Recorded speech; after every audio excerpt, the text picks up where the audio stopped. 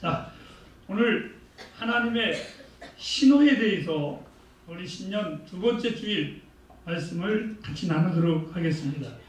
우리 사무엘하 5장 24절 한 절을 다시 한 번만 보도록 하겠습니다. 시작. 뽕나무 꼭대기에서 걸음 걷는 소리가 들리거든 곧 동작하라. 그때 여호와가 내 앞에 나아가서 블레셋 군대를 치리라 하시니라. 아멘. 이런 질문을 던지면서 말씀을 시작하려고 합니다. 나 같으면 어떻게 했을까?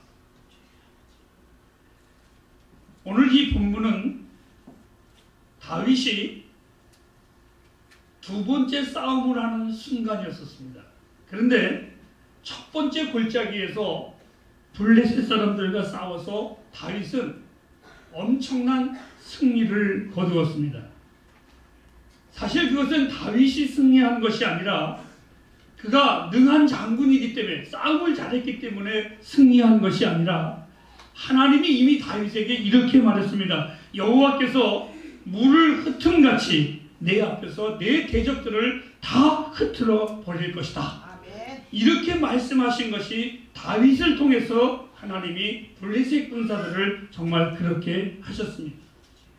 그 당시에 첫 번째 싸움을 할 때에 블레셋 사람들은 아주 엄청난 대군이었었고, 이 다윗의 사람들은 사실은 싸움꾼들이라는 보다는 하나님의 언약궤를 가지고 다니는, 어떻게 보면 불편한 백성들이었습니다. 그러니까 이 블레셋 사람들이 다윗의 군대를 봤을 때에 다루기가 쉽고 승리를 자신만만하게 했었을 때였었습니다. 그런데 결과는 아까 말씀드렸다시피 다윗은 하나님의 도우심으로 그들을 쉽게 물리쳤고 그들의 우상까지 불태워버리고 영광스러운 승리를 거두었었던 첫 번째 사건이 있었습니다. 제가 아까 여러분들에게 나 같으면 어떻게 했을까? 이 질문의 요지를 왜 했는가를 지금부터 한번 들어보시기 바랍니다. 나 같으면 어떻게 했을까? 한 번 패배한 그들이 오늘 이 본문에 보면 다시 도전해오는 소리가 들린 겁니다. 나에게 한 번 졌는데 다윗을 치러 왔을 때, 아니 나에게 한 번 진 사람이, 나에게 한 번 패배한 군대가 나를 다시 공격해 온다고 했을 때 내 마음은 어떤 마음이 들을까? 그들이 가소롭게 들렸을까? 아니면 더 강한 마음을 가지고 있었을까? 이미 한번 승리를 거두었기에 다시 승리를 못 얻으라는 법은 절대로 없고, 오히려 어떻게 보면 그들이 한 번 친 백성들이기 때문에 가볍게 생각할 수도 있었습니다. 그런데 오늘 이 다윗은 먼저 주님께 여짜와 본 후, 이렇게 성경은 써 있습니다. 분명히 한 번 싸워서 이긴 자들입니다. 별거 아닙니다. 그런데 이 다윗이 두 번째 올라왔을 때에 그는 오늘 이 성경에 보니까 주님께 여짜와 본 후 그들을 대적하러 나갑니다. 아니 한 번 승리했던 자들이라 어찌 보면 기도할 필요도 없습니다. 처음 싸움에는 기도할 수 있습니다. 마치 이스라엘 백성들이 여리고성을 무너뜨리고 그 아이성을 공격할 때에 저 큰 성도 무너뜨렸는데 저 조그만 것이야 아무것도 아니지 라고 자신만만하게 나와서 싸울 수도 있었습니다. 하지만 다윗은 그렇게 하지 않았습니다. 내가 블레셋 사람에게 올라가니까 하나님께 묻자와 가로되. 그때 하나님은 다윗에게 이렇게 말씀하셨습니다. 올라가지 말고 저희 뒤로 돌아서 뽕나무 숲을 맞은편에서 저희를 기다리라. 그리고 내가 공격하라 명령을 들었을 때에 그때서야 너희는 공격을 하거라. 이렇게 명령을 하셨습니다. 아마 다윗이 하나님 앞에 물어봤을 때에 하나님께서 다윗아 지금 말고 내 사인을 듣고 가라 라고 말을 했을 때에 이의를 제기할 수도 있었고 자기 생각을 말할 수도 있었을 것입니다. 하나님, 그때도 하나님의 도우심으로 우리가 이겼는데 뭐 염려할 거 있습니까? 하나님 염려하지 마십시오. 그리고 너무 신중하기도 하지 마십시오. 별거 아닙니다. 제가 가가지고 단번에 때려잡고 하나님 영광을 돌리겠습니다 라고 말할 수도 있었는데 다윗은 하나님의 말씀에 하나의 토도 달지 아니하고 그는 순종했고 경건하게 하나님의 말씀에 그는 귀를 기울였습니다. 그가 하나님의 신호가 주어질 때까지 언제까지라도 그는 기다렸을 것입니다. 다윗의 품성을 보면 하나님의 뜻이라면 그는 막연하게라도 기다렸을 것이고 어떠한 어려움이 와도 그는 기다렸을 겁니다. 왜요? 나는 하나님의 명령이 없이는 창도 칼도 그리고 나의 손도 들지 않을 것이다. 그 이유는 나의 뜻대로 전쟁에 나가면 나의 모든 소유를 잃어버릴 것이 뻔할 것이고 심지어는 그 전쟁에 내 방법대로 하면 나는 분명히 패할 것을 이는 너무나 잘 알고 있었습니다. 하나님의 명령이 없이는 움직이지 않는 다윗을 통해서 나와 여러분들 10년의 두 번째 부흥의 비결을 배우기를 바랍니다. 오늘 햇불가족 여러분 꼭 기억하시기를 바랍니다. 지금까지 우리는 분명히 하나님의 은혜로 걸어왔고 하나님의 은혜로 살았습니다.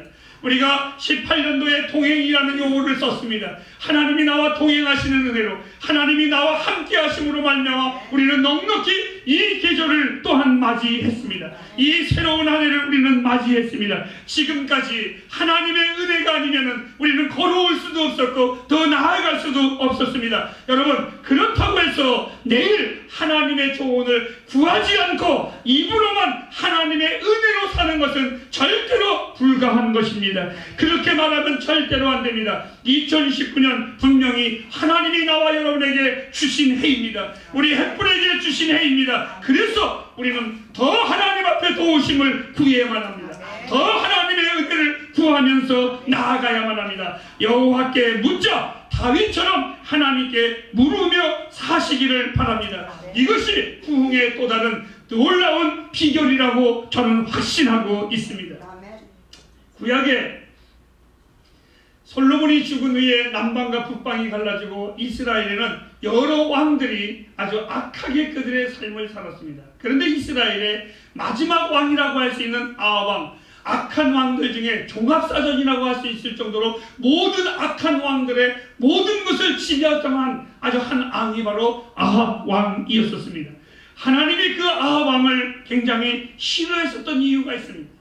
얼마나 싫어했는지 이 싫어한 임금의 이름이 너무너무나 성경에 많이 등장할 정도로 하나님이 지긋지긋하게 싫어했던 자입니다. 이 사람을 하나님이 싫어했었던 이유가 있었습니다. 그 밑에 믿음의 사람 제사장들이 있었습니다. 오늘날 나라에 위기가 올 때에 제사장들이 그 왕에게 이렇게 말을 합니다. 왕이여 이제 우리가 하나님 앞에 예배합시다 라고 말하면 이 빌어먹을 왕은 이렇게 말했습니다. 우상에게 제사 지내자.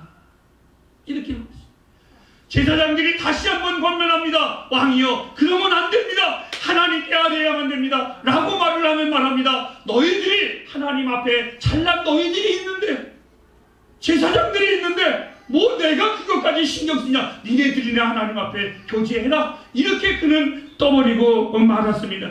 당신들이 하나님의 선지자이거늘 햇불가족 여러분 꼭 기억하시기를 바랍니다. 저는 절대로 아닙니다. 여러분 저는 절대로 아무것도 아닙니다. 나와 여러분의 하나님께 꼭 물어보시기를 바랍니다.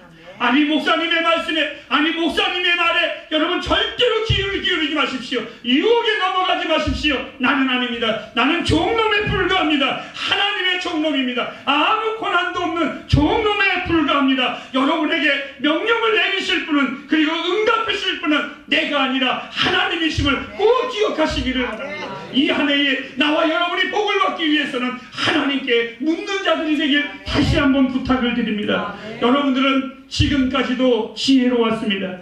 그것은 여러분들이 진정으로 하나님만을 우리 햇불 가족들이 신뢰했고 의지하며 우리의 지혜대로 살지 않았음을 저는 확실히 믿고 있습니다.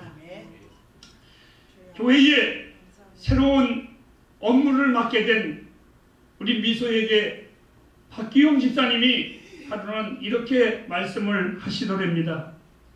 미소야, 우리 교회는 재정으로 움직여지는 교회가 아니라 하나님의 뜻에 움직여지는 교회라는 걸 잊지 마. 저는 그 말을 전해 들었을 때에 제 가슴이 뜨거웠습니다. 교회 역시 어느 한 개인의 주장과 생각대로 움직여지지 않지만 부족하지만 우리 햇불교회가 지금까지 하나님께 묻자라고 했습니다. 하나님은 어떻게 생각하실까 하면서 우리는 고민하며 걸어왔습니다. 내 방법대로, 내 생각대로, 여러분의 의지와 여러분의 언어대로 이 교회가 걸어온 것이 아니라 때로는 힘들고 때로는 더딘 것 같아도 우리는 하나님의 음성을 듣기를 원했습니다. 햇불가정 여러분, 2019년도에도 우리는 더욱더 그렇게 살아야만 합니다. 하나님께 물으며 사시기를 바랍니다.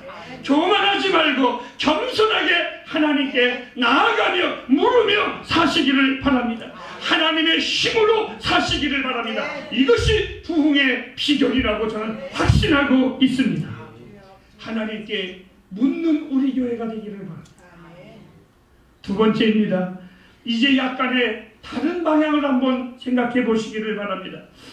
분명 하나님은 사무엘하 5장 24절 말씀에 나의 신호가 감지되거든 곧 동작하라. 바로 이 말씀입니다. 하나님은 우리에게 부흥의 신호를 분명히 허락하십니다. 제가 목사이기 때문에 목사란 한번 생각을 해봤습니다. 전에 제가 농담 반 진담 반 얘기했지만 우리 햇불 가족들이 다 유능한 설교자가 아닌 것을 제가 하나님께 얼마나 감사한지 모릅니다. 여러분들이 설교를 못하니까 하나님이 저를 쓰시는 겁니다. 아니, 여러분들이 잘했으면 나는 아마 백수 건달됐어도 말았을 겁니다. 하나님은 우리를 다 설교자로 부름을 받지 않았습니다. 저에게는 분명히 간증하지만 자격이 없음에도 불구하고 하나님의 부름은 나에게 너무나 강한 계절이 있었습니다. 의사가 되고 싶었고, 그리고 그렇게 공부를 했고, 그렇게 나아가기를 원했는데 갑자기 하나님은 나의 인도를 바꾸어 놓으셨습니다. 누군가 나에게 물어봅니다. 목사님은 어떻게 해서 하나님이 당신을 이 일에 부르셨다고 확신하십니까? 참 묘했습니다. 청년 때에 하나님께서 나를 부르심에 저는 거부했습니다. 하나님, 다른 사람이 목사가 되는 건 이해가 가는데 내가 되는 건 하나님의 이름의 불명예입니다. 말이 안 됩니다. 정말 좋은 사람들이 많은데 왜 나입니까? 아닙니다. 그런데 이상하리만큼 성경을 볼 때마다 그 복음에 대한 마음이 뜨거워지기 시작을 합니다. 그리고 그 말씀이 그렇게 좋을 수가 없습니다. 그 좋은 것이 나만 받는 은혜가 아니라 이걸 또 다른 사람에게 전해야 되겠다. 이 마음이 듭니다. 때로는 책을 봅니다.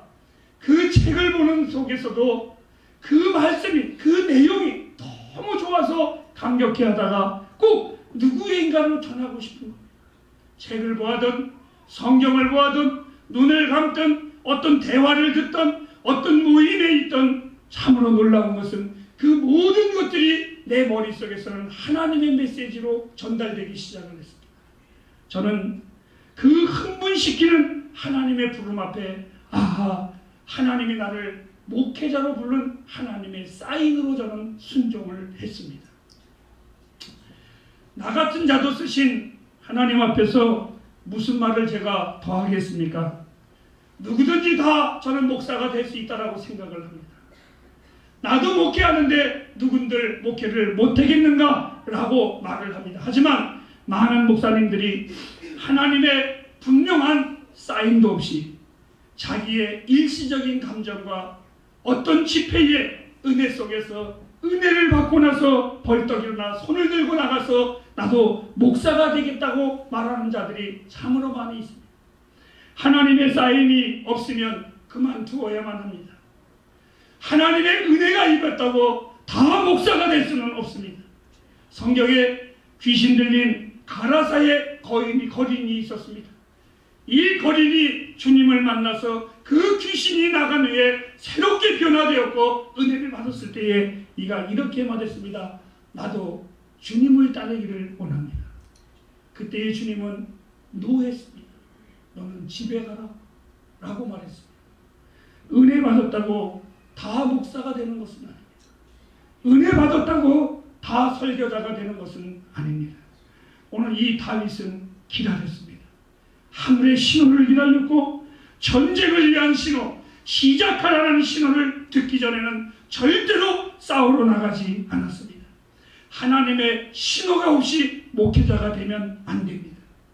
설교도 마찬가지입니다. 제가 오늘 이 본문의 말씀을 내가 감격하게 듣지 못하고 내가 이 본문의 말씀을 하나님의 사인으로 받아들이지 못하면서 어떻게 성도들에게 이 말씀을 전할 수가 있겠습니까? 햇불 가족 여러분, 우리는 구해야만 합니다. 이 땅에 하나님의 뜻이 간절히 이루기를 간구해야만 합니다. 그러나 때가 있습니다. 반드시 여호와의 때가 있습니다. 그 때가 지금 간구할 때입니다. 하나님의 음성을 들어야 할 때입니다. 하나님께 물었으면 이제는 들을 줄도 알아야만 합니다. 명령을 들어야 합니다. 사인을 감시해야만 합니다. 우리 멋대로 살려고 하지 마십시오. 내 생각대로 살려고 하지 마십시오.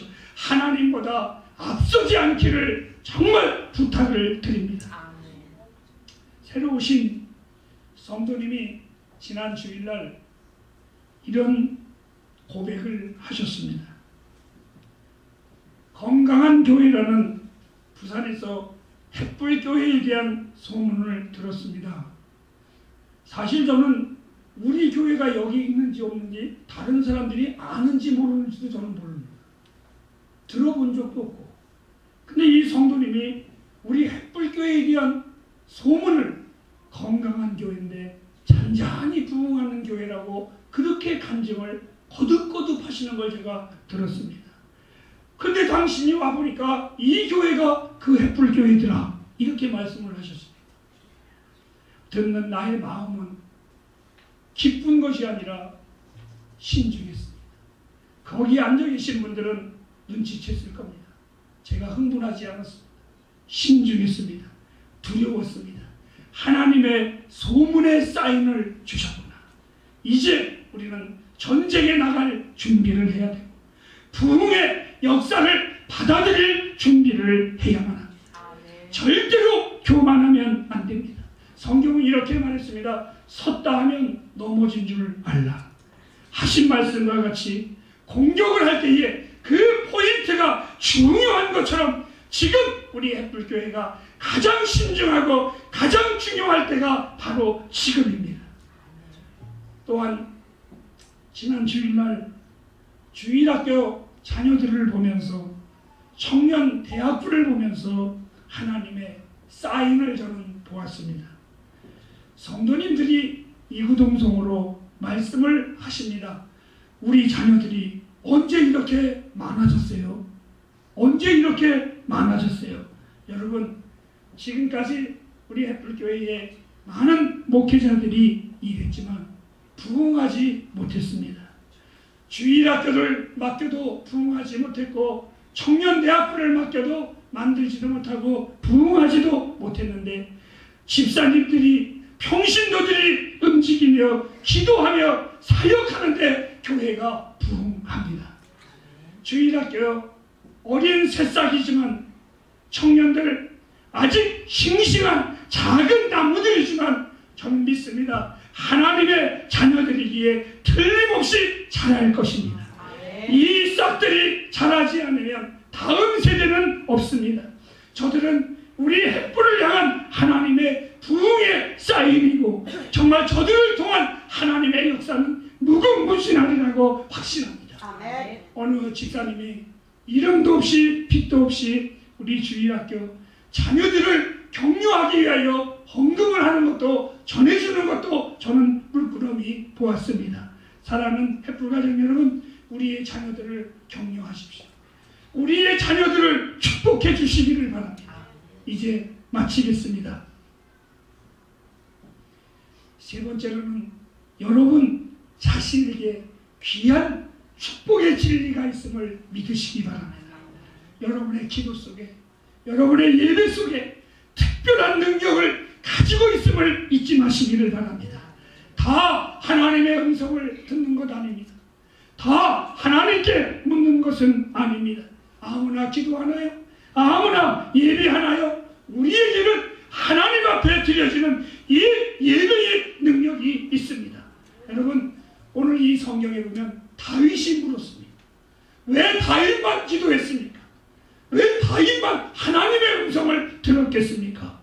예배하는 우리에게 하나님은 반드시 부흥의 사인을 주십니다. 2019년 하나님께 묻는 저와 우리 햇불이 되기를 바랍니다. 부탁드립니다. 하나님 앞에 물으며 가십시오. 하나님보다 앞서지 마십시오. 하나님 앞에 겸손하십시오. 그리고 그 하나님 앞에 여러분의 모든 것을 물으십시오. 하나님, 이렇게 해도 좋을까요? 하나님, 이렇게 하시면 하나님 마음이 어떠실까요? 저는 묻습니다. 하나님, 햇불교회가 하나님 보시기에 어떠신가요? 이렇게 해도 괜찮을까요? 하나님 앞에 묻는 것, 이것이 바로 하나님의 부흥의 축복을 받는 두 번째의 비결입니다. 기도하겠습니다.